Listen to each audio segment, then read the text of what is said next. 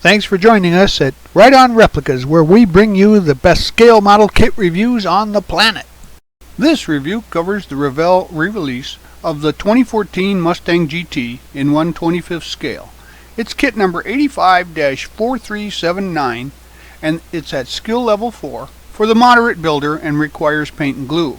It's an adaptation of previously released kits that came in pre-painted versions, or the Germany versions, and it has only 60 parts, but it's molded in white, chrome, clear red, and vinyl tires with metal axles. The decals are water slide with major markings and dash gauges, and the instructions are a typical book format, easy to follow.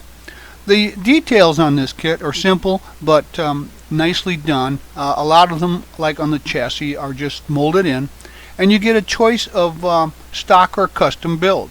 It has custom hood, wheels, tires, and the decals even offer some like dual reverse hockey stripes. So it's not exactly a snap kit, so I'd call it a tweener. It's marketed for the mid-level builder and advances their skills in modeling, but not quite ready to take on a highly detailed kit.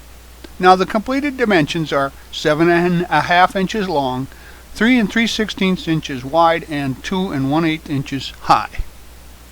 Here are the decals for this kit. As you can see, they're very colorful and the registry is good. I strongly recommend using some decal setting solution to make it fit those contours, but as always, use the manufacturer's safety and use guidelines when using any of the products mentioned here in the review for your own protection.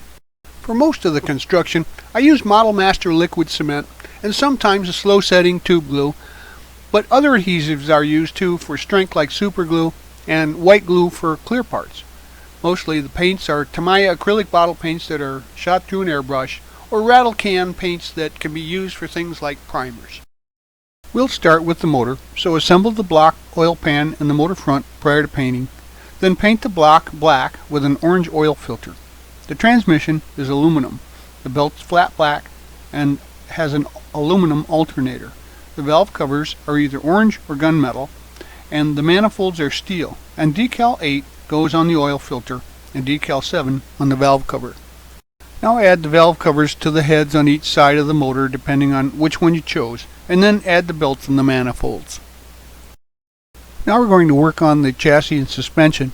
So see the remove tabs up there? Those are overflow from the sprue tabs, and on the driver's side in the rear corner is the copyright script. You're going to want to scrape that off with a knife and sand that smooth, and then install the front suspension. And on the rear corner, as I said, you'll have removed that, so that should look nice now. And highlight the different parts of the chassis in steel black or some other tones for details, but most of those are molded in. Now we can move to the interior tub. So overall, paint the interior tub exterior, that's the bottom of the sides, flat black, and the interior floor will be flat black, and then we're going to add some flocking to that. So I'm doing custom colors on the seats. As you've probably noticed, this car is pink and meant to bring awareness to breast cancer awareness factors, and we're going to paint the seats semi-gloss black with pink inserts. The console will be detailed as needed, and decals 10 go on the front headrests.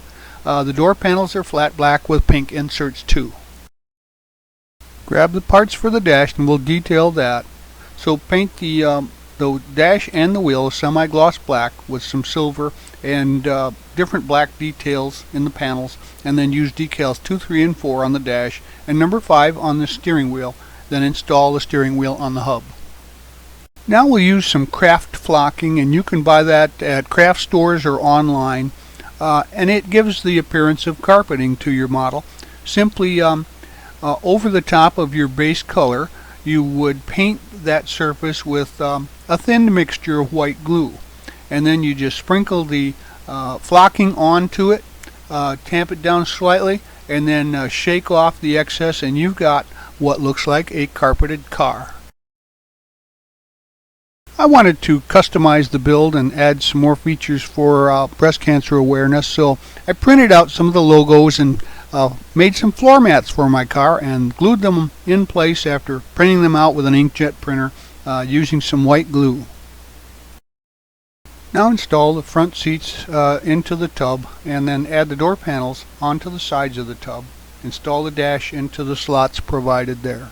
Gather up the parts for the engine compartment. The firewall, radiator, and air cleaner get painted flat black, and then the intake is flat black and steel, and the support bar is steel colored.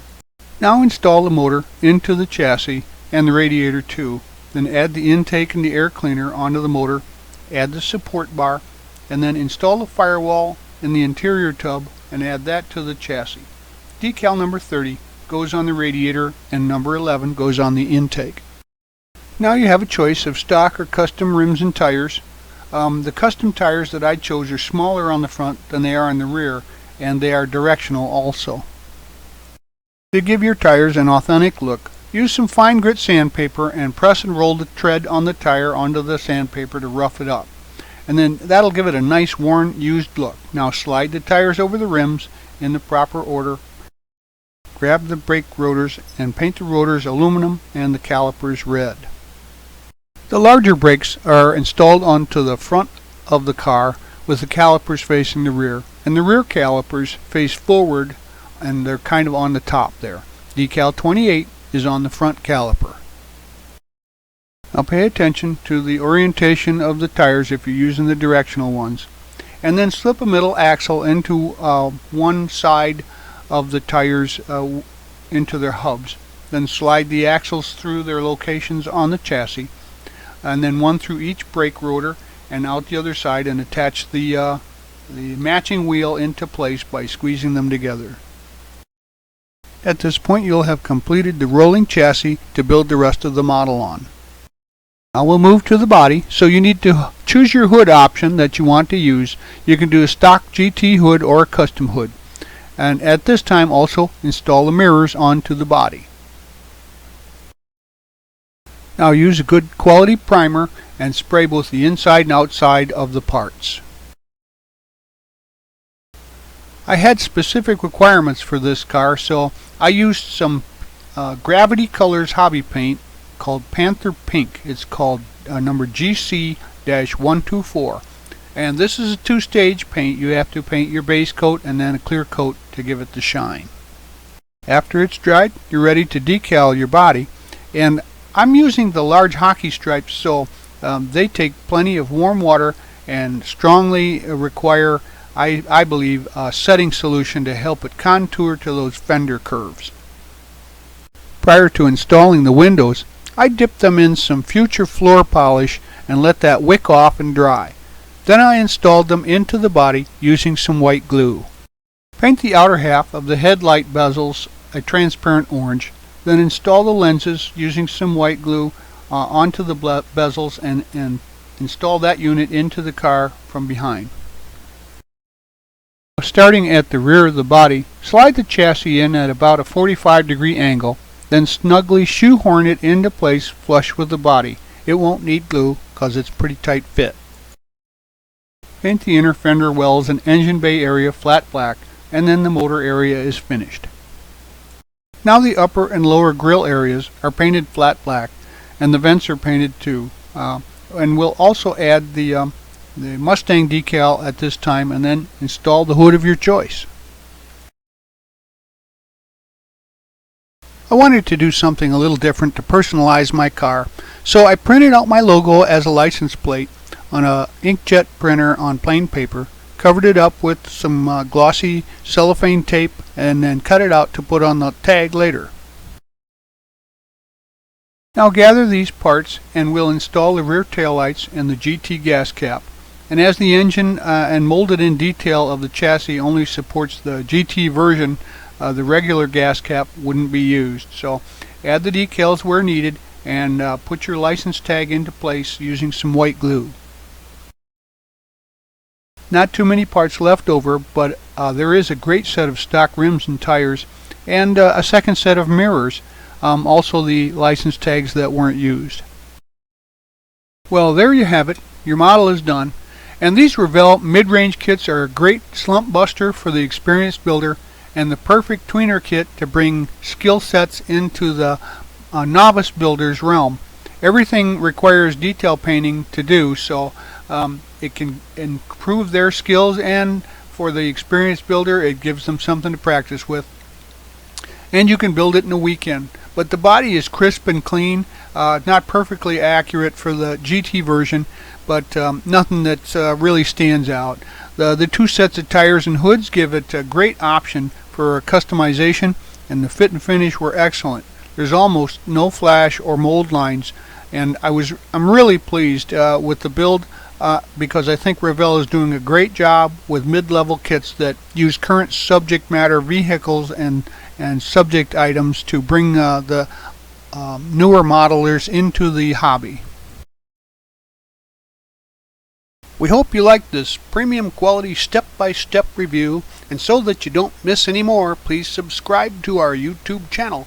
But you can find us on Facebook and also at our website, www.rightonreplicas.com. Thanks!